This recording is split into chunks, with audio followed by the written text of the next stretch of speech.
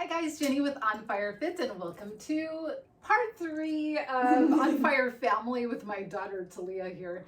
And we have had so much fun, and I'm so grateful for her time. She starts school next week, so I'm like, I'm just grabbing it while I can. So if you haven't watched the other 2 parts, you should watch those because some of what we're talking about may seem like kind of out of nowhere. But in our last video, we were talking about how she was saying, you know, sometimes when we look at our life and we see the negative or bad things and, you know, they're kind of mixed in, and we say, well, those things had to happen, or they meant to happen, or whatever. Am I just saying that to kind of make myself feel better or whatever? And so I wanted to kind of get your thoughts on this. So when I think about that concept, I am of the mindset that we do live in a fallen world. Bad things happen to people. Bad things happen to bad people. Bad things happen to good people. Good things happen to bad people. Good things happen to good people. And then where do we define good and bad, right? Like, if I do a bad thing, does it make me a bad person? How many bad things does it take to make me a bad person? Like, where do you draw that line? We've all fallen short. We've all sinned, but you know, where do we draw that line? That could be a whole nother topic, of course. But when we think in general about things that, you know, we think, oh, you know, that shouldn't have happened. And yet, when we look at the possibility of the good outcome that comes, so should it not have happened? Or did that happen and it helped to create some understanding that I wasn't aware of? So I kind of go to the Bible where it says, God works all things for good for those who love him, who have been called according to his purpose. So did he want that bad thing to happen to you? I don't believe he did. Can he still use it for good? Yes, he can. But what if we don't choose to see that? So I think a lot of it to me has to do with our choice. How do we choose to look at it? What is our mindset around it? Yeah. Do you have any thoughts about that? Yeah, it's interesting that you kind of started off with this, because I had like a pre-thought about something at the end of the video, and then this kind of like links into it. No, yeah, I think that I feel like since I've been like younger, I've always kind of had the kind of perspective, like I remember the verse that God works all things for good, and understanding that in a not perfect world, things are not going to be perfect. I think definitely also as a kid, you find a lot of comfort in knowing that, like, well, this could be used for good. And I think because of that, I always was looking for how does this end up benefiting me? How did this end up changing me for the better? Maybe how did it end up changing me for the worse too? But with kind of what happened with me, that kind of I see a certain event-ish as kind of a catalyst to a lot of the problems that I had / kind of, I think, made it like a more extreme version of a lot of my problems that maybe I was already predisposed to almost. But I was really frustrated because like what had happened was really happened to me. It wasn't really something that I had a choice in, that I didn't have a say in it. And I think knowing that God, I've since after all that's happened, I've always said, like, I would not choose to have, if I could choose for that event to not have happened, I would not choose that. I would still have it happen to me, because I genuinely do not think that I would have the perspectives that I do now. I don't think I would be the same person at all. Yeah. And I think that that's really the beauty with God, that he can really turn whatever he's wanting you to be, it's going to come about. Yeah. But it's just the stuff of this world sometimes gets in the way. But it was interesting because of how things had happened, like kind of like happened to me, I was very hesitant in a lot of the ways that God was leading me to bring me healing, because I was going to have to I was going to have to be the one to put out the effort. And for me, I've been very, I mentioned I think first and second video, I tend to be very hard on myself. And so when I started noticing that, like, oh, I just lost my train of thought. I started noticing that, like, oh, I'm like reacting in these ways and I'm not trying to help myself. I started getting like angry with myself, and I started really like getting frustrated, and I don't know what I just was saying with that. I've been really You're good. I told her I can cut at any point, but no, keep going. You're good. But the whole entire in therapy, like, okay, I remember I tend to be very hard on myself, and in therapy, I teach dance to kids and stuff like that, and so I have so much I love the kids I teach so much. Like, the youngest ones are like 3-year-olds, and they're like my little heart. I love them, but I have so much compassion for them. And my therapist has talked to me, and she's like, think of yourself when you're really, really being hard on yourself, think of yourself as one of those kids. So kind of with that mentality, it felt like my kind of inner child was like, these things happen to me. Why do I have to be the one that has to make changes? Why do I have to put out all this effort when I didn't want this for myself? And that kind of, because of the experience that I had, it was closing me off to the ways I actually needed to be healed. And I was in a very, we were talking about passive versus abundant, passive mindset where things were just happening to me and I just wanted things to happen. I used to think it felt like bad things were happening to me, and I was like, when are good things gonna happen to me? But I didn't realize that I need to be the one searching out the good. I need to be the one who's taking, and God really kind of started, I don't know, infusing that idea into me. And when I started kind of taking like God's authority with that, I feel like that's when things began to change, which makes me think of the podcast that we were listening to. Yes. In fact, I will probably make a video about this podcast that I'm gonna have her talk about it. But because I kind of jotted down notes from this podcast, but it does really lead into it. So she put me onto this guy that really changed his mindset, and which changed his life. But it's so much about your sense of what you can control about your life and what's happening to you and everything. And one thing that I was going to say before we completely flip over that podcast, this is, I think, the way that Satan works, in that you were a victim, right? And as a victim,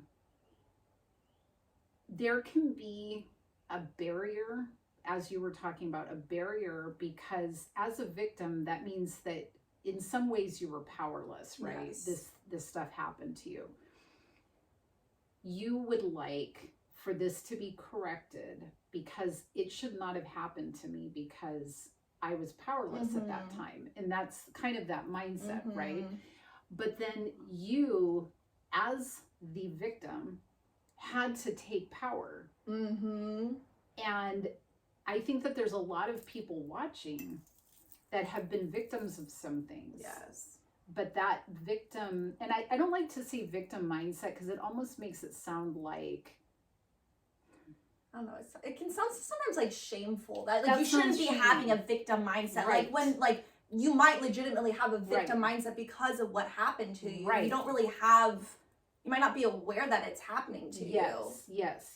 So it's not from a standpoint of like what people typically are saying, like victim mindset, but if you are in a mindset like, okay, this happened to me, Or like a powerless mindset. That's a better way to say it. When you continually wait and act and am and I don't know, in a state of being of powerlessness, will it ever change unless you take power? Yes. And you know, I think that in some of our lives, we know where we've done things wrong and we feel bad and remorseful and try to make changes. But I think sometimes when you've been in a position where you felt powerless, it is so the opposite that you have to take power. Yes. And use, like you said, you had to work, you had to do things. So if you are one of those people, whatever is going on in your life, or however long you've had it been going on in your life, where you might be feeling like, I feel that way, I feel powerless, or this situation, or whatever, would you have advice? I don't want to put you on the spot. I don't know. I keep on, I kind of forgot about this. In between our break, I was thinking about it, and this is making me think of it again. But during my gap year and like the first semester, I consider the gap year my first semester being like a really hard emotional time. So I keep on saying that over and over again. I think I said that in like the first and second videos, but I keep on kind of referring it to as that. But I would drive down to the beach at night and there'd be nobody on the beach because I go during like October where nobody's going down to the beach at 10 p.m. because it's way too cold. And I would sit there on the beach and I would just be crying, screaming out to God, being like, I need you to save me. I need you to save me. Please save me. And when I kept on asking for him to save me because I felt so powerless. I didn't feel like I could do anything. And this was kind of where talking about everyday miracles versus kind of, you know, immediate healing with things. I was really, really wanting an immediate healing. And I wanted it to be one of the, I don't want to say it like this because I feel like then it's like a fairy tale, but like one of like the magical, like, you know, big moment, you don't have to deal with it, move on, you know, this thing happened to me, now it's just removed. I really wanted it to be like that. And I feel like it was starting to realize, like, talking about powerless and where I was actually looking for control. And we were talking a couple of weeks ago with like a lot of my eating issues that I was having, that I thought I had control over what I was eating. I was choosing what was going into my body. But in reality, I did not have control over the situation. The food was that was controlling me. Yeah. And you kind of get so wrapped up in feeling so, I don't know, like just powerless. And I think when you kind of just, you have to just, I don't know, take a step back. And I feel like for me, me being aware that I had a victim powerless mindset did not help me. No. Just being like, I was like, okay, great, I'm aware. Now what do I do? Yeah. Now I'm mad at myself. Yeah. That, and maybe you won't take it the same way as me. Maybe hopefully you're not as hard on yourself. But like, I started getting angry with myself all the time because I was like, why am I doing this to myself? You had this happen to you. Now you're keeping yourself in this place. And it just would got so harsh. And yesterday, actually, we were at church. I found this, I don't remember this verse being like this. I remember reading it and stuff like that. But, and I can't remember, was it Mark? Maybe? I'm trying to remember. Yeah. That was Mark or Matthew. Okay. But I was talking about when Jesus was going out to the crowds, and they kept, when we read it through this passage, my brain just zoomed in on it, And then the person who did our sermon, he also had as like one like the words to fill in, and it was talking about how Jesus was coming to them compassionately. And I think a lot of us maybe don't have issues being compassionate to other people all the time, but being compassionate to ourselves. And as soon as I started like trying to be more kind with myself and like, you know what, like there were things that happened to me that I didn't have control over, and I really was powerless in that, and like started kind of treating it with compassion. It started like easing some of the pain, and it felt like the Holy Spirit started to kind of self-soothe me to where I was kind of open to now hearing how I could be, I could step into that power versus before I was in such a pit again where I just needed somebody to save me. But it kind of got me a couple steps above to where I feel like I could pull myself out then. Yeah, or God pulled you out. Exactly. Well, yes, that's what I'm meaning. But I mean, it's you lift your arms up and then he can pull you out or whatever. And sometimes he pulls us out even when we don't lift our arms up. But no, I think that's so, what you said is, I think one of the things that, I talk a lot on this channel about religion versus relationship, and how sometimes we don't approach ourselves the way that Jesus approaches us. Yeah. And he comes with compassion and love. He doesn't stand there and just tell you, get it together, fix this, Yes. But we do that to ourselves so much. And, when you talk about having compassion for yourself, that's huge. And, I know that that's a process, and it's, again, maybe for you, you're like, well, how do I show compassion to myself? Exactly. What do I do that shows compassion? Yeah, and that was kind of like an interesting, that was really hard for me for a really long time, because I was like, okay, let me go do my self-love, self-care, let me go do my little face mask, go get myself my coffee, and I'd be like, I still feel the same. I maybe now have some caffeine in me, and my skin might look a little bit better, but like I still feel the same. And I was realizing that it was all the things I didn't want to do that were the things that I actually needed to do. And I think sometimes when you're in a certain place, it gets very hard to, at least for me, it can get very hard to help myself, to where I don't know, I'm like, no, not gonna work. No, that's not gonna work either. That's not gonna work. And I had to figure it out for myself, and I need to figure this out. And I don't want to do my breathing exercises. I don't want to go do my cold shower, or I don't want to go do this or that or whatever. And like, I don't want to be kind to myself, because if I'm kind to myself, then I'm not being realistic with myself, and kind of very much like ignoring a lot of the truths that God has for us. It was not feeling worthy of love, so then I didn't want to treat myself with, I don't know, just all the different things. And I feel like you just have to start, it's a process, and each person, it's going to be different. Yeah. But if you just, I don't know, I just kept on praying that God would help me come to some sort of conclusion as to how to deal with all of it. And he made the way even when I didn't want that way. Oh, now listen to that. I mean, boy, do we ever want to do things on our own and independent? And then, as you said, he's still, it's like, no, I know you better. I designed you before you even went into your mama's womb and got knit together. I already knew who you were going to be.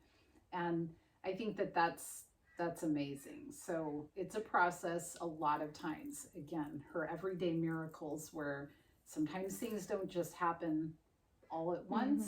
Sometimes it's these gradual things, which leads me a little bit into, we don't have to go into all the detail, but the podcast that you had me listen to. And a lot of this is analyzing what you say, the words that you say. And so I think the title of it is something like things you should never say to, or things you should stop saying to yourself. Yeah, exactly. Something like that. And then, what you should say. Do you want to highlight any of those? Does anything come to your mind? I was talking last episode, if you didn't see it, to part 2, about how I was able to change my mindset about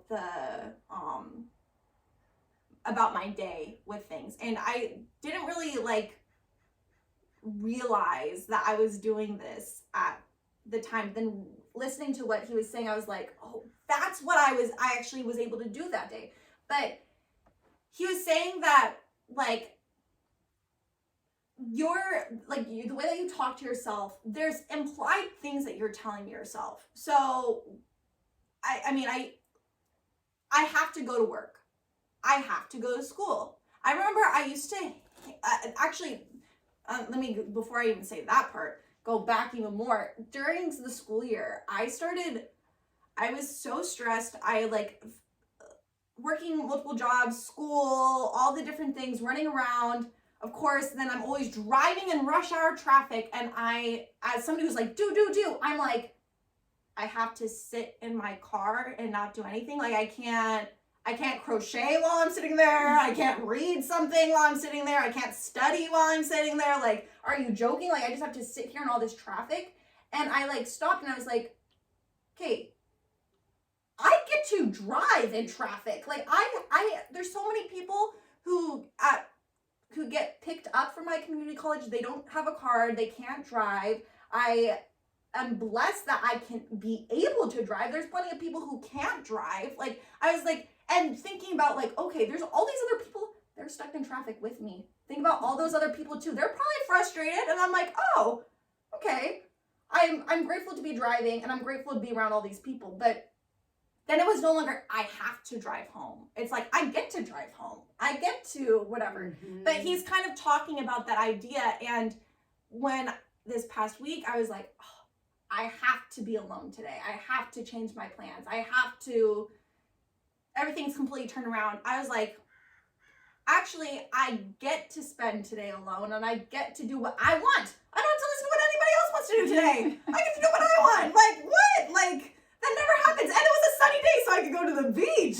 So I was like, this is the best. But he was talking about how when you say, I have to go to work, I have to go to school, I have to eat healthy, I have to stop this, or whatever it might be, what you're telling yourself is, I don't have a choice in this. This is what I'm being forced to do. And as we were just talking about, this kind of victim mentality sort of thing, where I do not want to feel like I have to do anything ever again. I don't want to feel like I am being forced into anything. And so then and I'm not even saying in my head, I'm forced to go to work. I'm not telling myself that. I'm just saying I have to go to work. Yeah. But that's what's the secret message that's being told. And he was talking about how each thing has consequences. You don't have to go to work. If you don't go to work, you're not going to make money. That's a consequence. And you might not then be able to eat. You might not have a home. You might not have all these different things. But there's consequences with that. So if you are actually making that choice to go to work, you could stay home. But then consequently, there's also, if you go to work, then you might be stressed or you might be whatever. But each thing has consequences, and you're constantly making these choices. But when your language indicates that you're making that choice, and maybe especially for people who have kind of powerless mindsets, but I think for everybody, even too, whether or not might not have that extreme sort of thing, it completely transforms your perspective on it. And then you're not just like, oh, I have to go to this, I have to go to that, or whatever. It's just like it completely changes. Yeah. And that really ties into your whole gratitude thing, and but just how important the words we say impact how we feel, yes, impact how we act. Yes. And so I notice, because sometimes I do have some people in my life that I want them to let me know. They do it very kindly.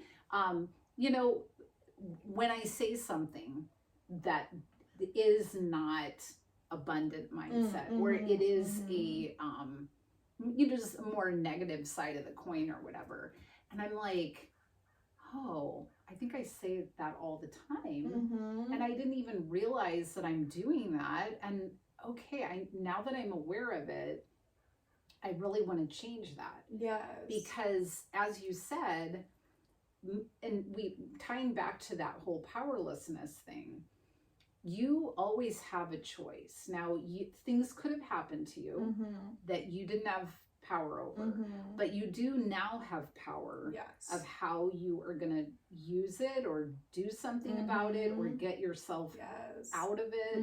And maybe you get to the point where you're so tired of, I've always heard that I'm sick and tired of being sick and tired. Yes. Maybe you get to that point and you're just like, something has to change, and you referred back to that. Yes. But at that point, then it's like, wait, what am I saying? Like, that's the first thing. What am I thinking? What am I saying? And how can I change that? Awareness is huge, but then practicing it, and, you keep noticing that too. So do you feel that your awareness is what helps keep you, like, being able to flip that script? Or, what do you think is going on that helps you not to just fall back into the pit? I mean, I think it depends. I talked to my therapist about it, where she's like told me things where she's like, when you start getting hard on yourself, I was saying, think of yourself as a child. And there's been times, and I've told her, where I started getting really hard on myself, and I hear her, like, in the back of my voice, her voice in the back of my head saying, oh, think of yourself as a kid. And I'm like, well, that doesn't sound great. So then I have the awareness that I should be doing it, but I just reject it anyways. Like, there's plenty of times where that's the case, and I've told her that. And I, like, can look back at it, and I'm like, wow, like... how what the heck? Like, how rude of myself. Like, I don't know. But, like, I think being, at least in biofeedback, we talk a lot about mind awareness, but also body awareness of how things affect me. I think starting with awareness is, like, that's really what got the ball start to get moving, to where, like, at least at that point, I realized I had a choice with, like, okay, I could still continue being hard on myself, or I can choose being nice to myself.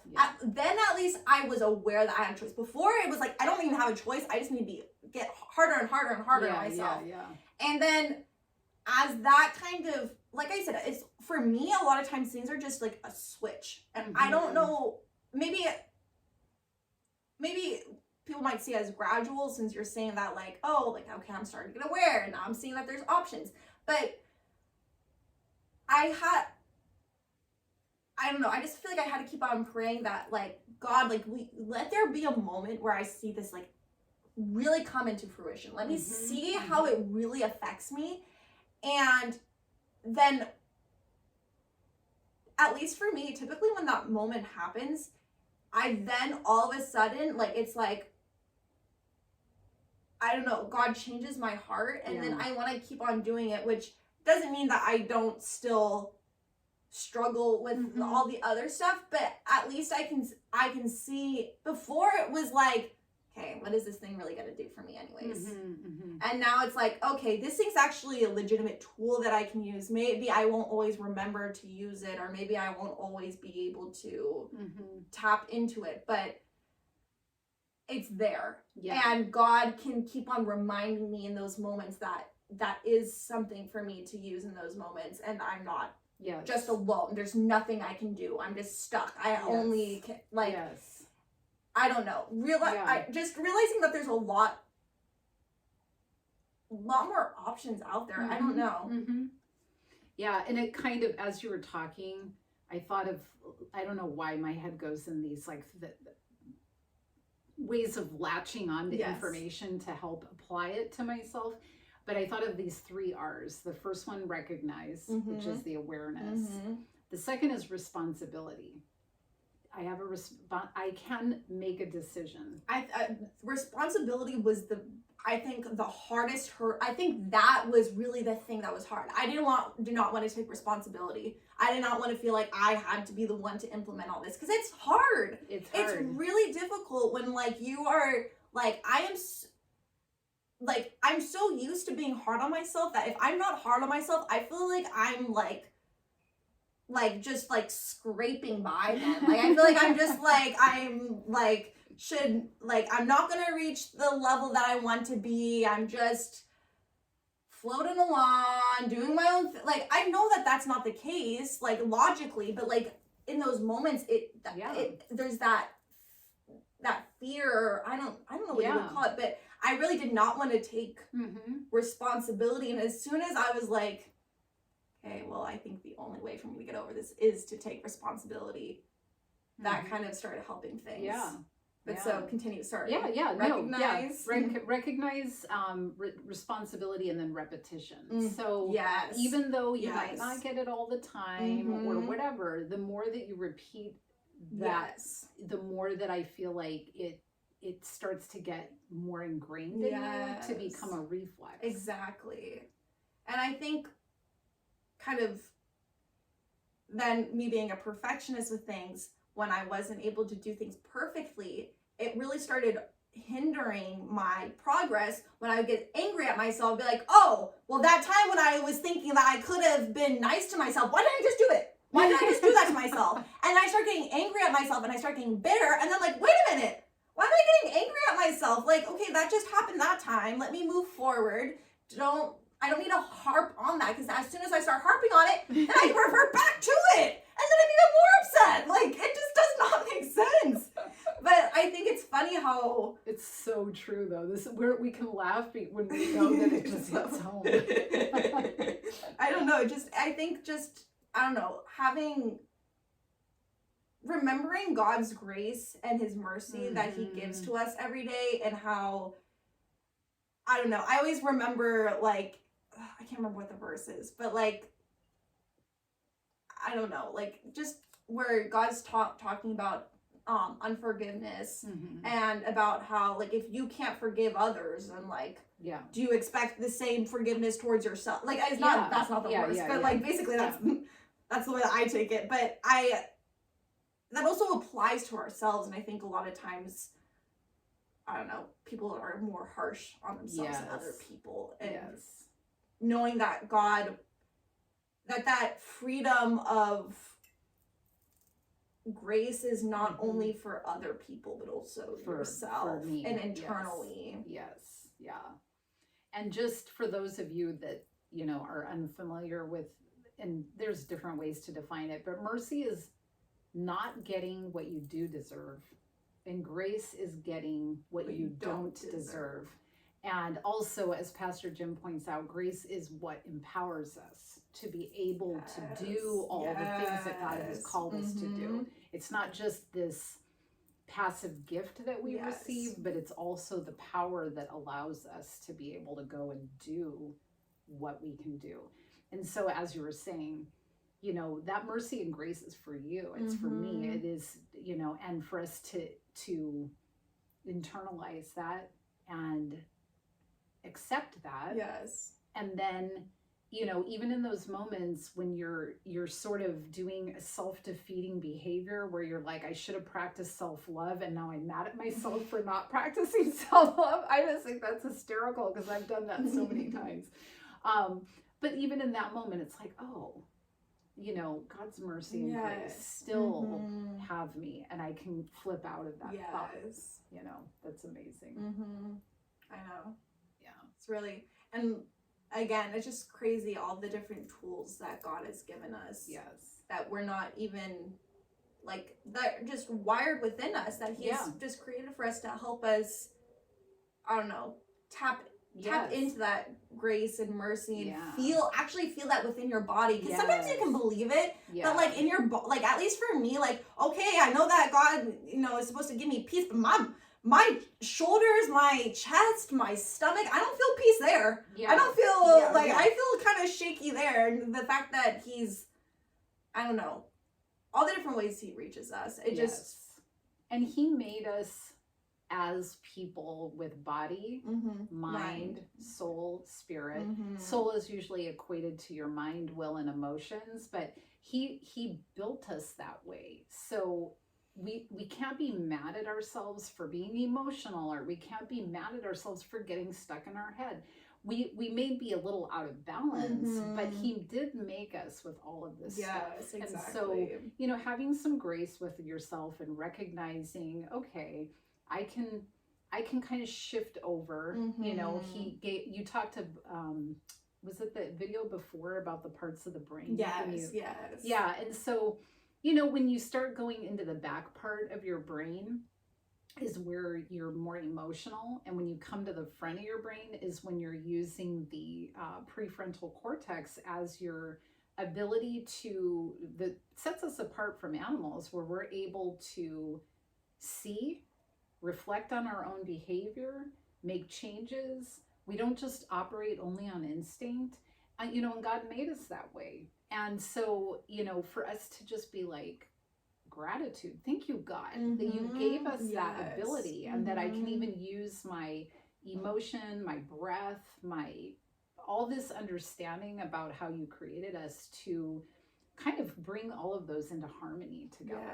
You know, just crazy and beautiful. But, you know, I just love that she has taken the time to share this with you guys. I hope that, you know, it helps you in some way. I would love to hear that. I love to tell her, when she had her other videos years ago, you know, I did get messages from people about how that impacted them. And so we all make change where we can in our day-to-day life and our moment-to-moment life. But I know you've made a change for me.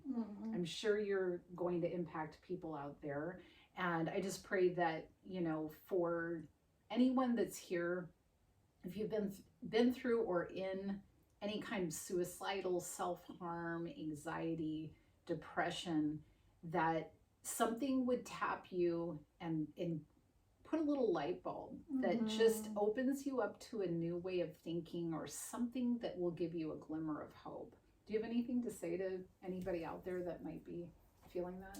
I don't know. Like, I keep on saying this over and over again, but I think it can feel very isolating in those moments, and just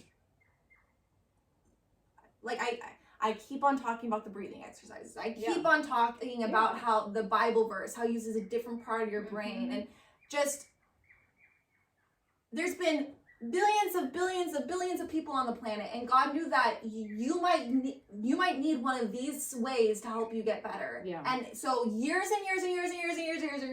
ago, He already created and already planned all this for you, and realizing that you're not stuck. He hasn't left you. No matter how it feels, He has not left you. And there's, I don't know, sometimes just trying to hold on to that hope in those moments is the best that you can do. Yes. And just, I don't know, just praying that He'll open your heart to what healing is really going to come for you. Yeah.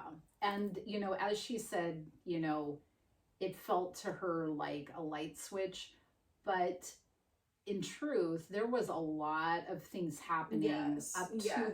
that point, Mhm, that kind of exactly. caused that. Yes. So you may be feeling that way too, but don't give up hope, even Yes. if it feels like I don't see the way out. I don't see how any of this stuff could ever help me. Don't give up hope. Let yourself at least understand that somebody can come from a very dark place and the light comes on for them. So, all right. Father God, thank you for this time together. Thank you for blessing us with my daughter's time. I pray for anyone here that might be struggling and having difficulties, maybe a different perspective, a new way of looking at things would come to them. Would you please give them some message of hope, give them a sense of your love today, and whatever that is. You know exactly what they need, and I just pray that that would come upon them in Jesus' name. Amen. All right. Thanks so much for being with us. Of course. This has been so fun. And we're going to have to try to get her back when life is not crazy. But thank you for being with us. Of course. Okay. Live on fire.